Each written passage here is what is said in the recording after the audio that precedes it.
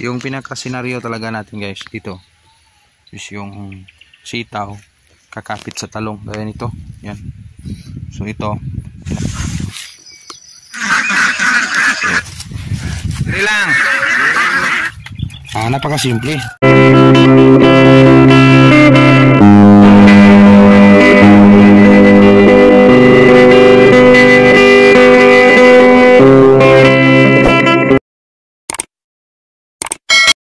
Madilim na hapon, kasakto. So goodbye tag-init na siguro to kasi yung ating area yan, yung bulkan hindi na makikita. It's because na taguna na ng maraming ulap. So yun, punta tayo sa ating area dito sa baba. So yung ipakita natin ngayon is yung ating sitawan. So yung sitaw dito, sitaw talungan na sitawan. So yan. So makikita nyo bang sitaw? Napaka baba pa, pero good news, parang mag good result siguro to sa ating ginawang balag. So naka-trellis na tayo kahapon, kaninang umaga. So ito yung ating trellis. So yan yung ating Star Premium na sitaw. So yan, umakyat na, umpisa nang umakyat. Ito hindi pa natin matapos-tapos. Ito yung ating trellis na ginawa. Ito siguro dumugin ito, more or less. Dalawa lang puntahan ito, either hindi siya maniwala sa ating linagay, either may second way din, maniwala siya at kakapit siya dito sa ating linagay na twine. So yan, hindi pa to tapos, lagyan pa natin yan. Ano pa siya, parang bulkan, kasi taga bulkan tayo, ginawa na nating bulkan yung ating trellis. So yan, ito yung pinaka senaryo talaga natin guys dito is yung sitaw kakapit sa talong gaya nito. Yan. So ito, kinakat na natin sa ilalim, wala na to. Actually wala na to. Yan. Ginamitan natin yan cutter yan sa previous video natin. Yung purpose natin yan, hindi natin tanggalin kasi gusto natin siyang mapasok ng twine, matali lang siya. Tapos siya yung magiging guide papunta dito sa kanyang trellis sa taas. So dito, sana maniwala siya na dyan ka lang sitaw, huwag kang mag ibang direksyon. So yan, napansin nyo, bulkan trellis. So first time itong narinig, no? Bulkan trellis dito lang sa amin sa Canlaon. So yan, bulkan trellis. Bakit tinatawag na bulkan trellis?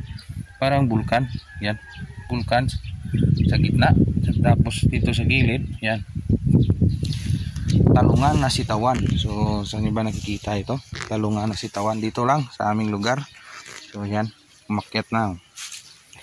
So dito, hindi natin lagyan dito sa baba. Dito linagyan natin, sinundo natin. Kasi dyan lang yung ating talong dito. Tapos hindi siya abot dyan. Linagyan ko na ng first floor. Tapos aakyat dito sa last floor.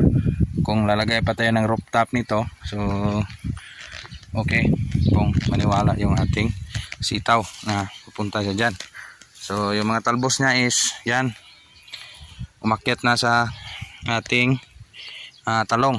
So first scenario ang ating in-expect, ito na, aakyat siya ni talong, papasok dito, tapos lagyan ito ng first floor, papunta ni second floor, papunta ni rooftop. So pinakamagandang timing sana kung yung ating talong hindi pa sana bubulas, kasi kung bubulas yung talong, mahirapan tayo sa pagkuha ng bunga kung may bunga. Yun ang ating pinaka worst scenario nito. So ito, matibay-tibay naman kasi wala pa namang hangin. God's blessings, wala pang hangin, ulan pa lang yung nauna, pero hindi tayo alam kasi yung tanim parang sugal yan. Hindi natin alam kung saan tayo, kung anong panahon bibigay na ating buong may kapal o ni Gaujopil pa, kung anong bigay ni Bunguton. Yun lang ang ating pinaka asam-asam. Good weather, bad weather, sa presyo naman tatalunin. So yan, ipasilip ko na yan, yung Vulcan Trellis. So first time ito narinig tayo yung founder Vulcan Trellis. So napakadamo yung ating sitawan guys, pero ano na yan, uhupa na yan, naglagay na tayo dyan ng herbicide. Again, ito may nakang leaf miner pero wala na, nakaalika na tayo kahapon. Tapos inulan, so mag-follow up na lang tayo in the next following days. So sana uhupa to at hindi magpatuloy. So yung natapos natin kanina is ito lang, yan, Vulcan Trellis. Dito wala pa yung ating sa baba, yan may nalagay na tayo dyan, hindi pa natin lahat. A few moments later. So guys, yan ginawa natin kanina umaga. So dito mag-continue tayo. Yan. So ito, ipakita ko yung actual na ginagawa ng ating Vulcan Trellis.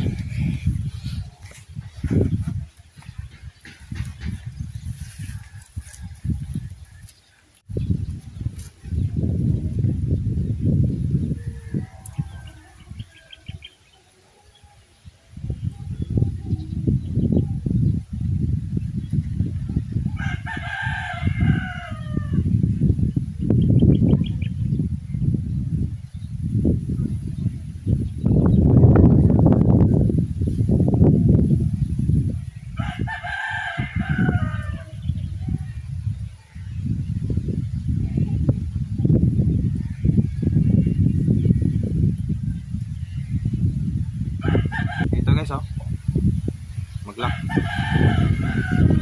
ano ito sa ating nataying ng high school, club hits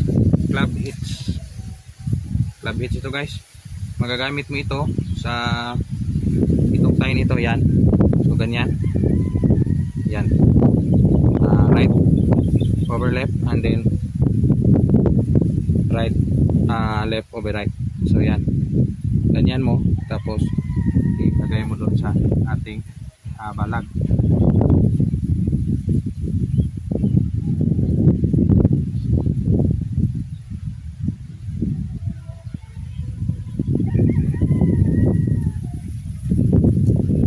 Mag-start yung linya nyo guys, dapat naka-press talaga. Protekta yan para matibay yung pagka-cross nyo. Ito isang ano lang ito sa harap niya na yan, tapos ikutan na isa. So yan, matibay na yan, no? Hindi na, kasi nagdag yung pressure yung sa next na poste. So dito naman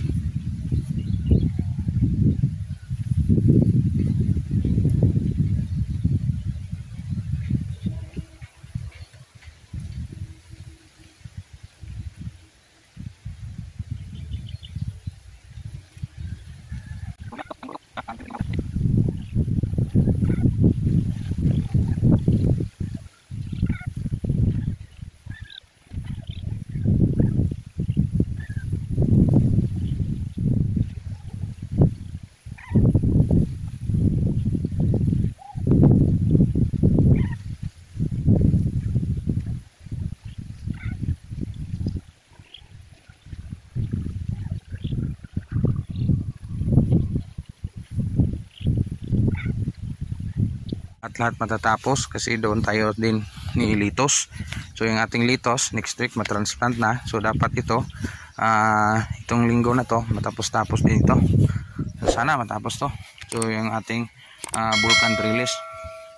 So yan, Vulcan Trellis. Again, good news, yung ating bagyo beans is lumabas na yung iba.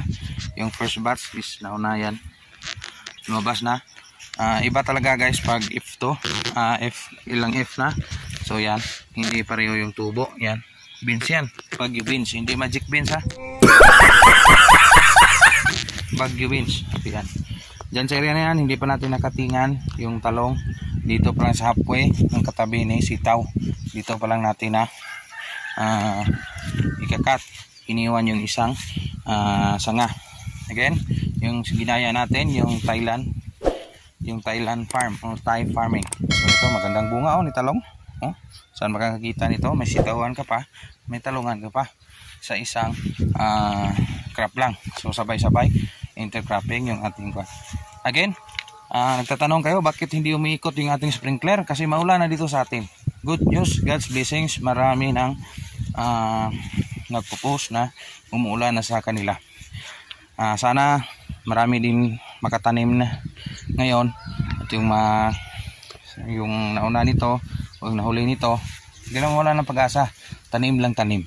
Hindi tayo alam kung anong presyo, kung anong meron tayo. Importante maganda yung ating tanim, good quality at naalagaan ng mabuti. Yan ang pinaka-aim ni Insakto TV, na may share natin sa ating kapwa farmers kung anong ginawa natin nang sa ganon, nung walang alam is madagdagan ang kanang kaalaman through sa video nito.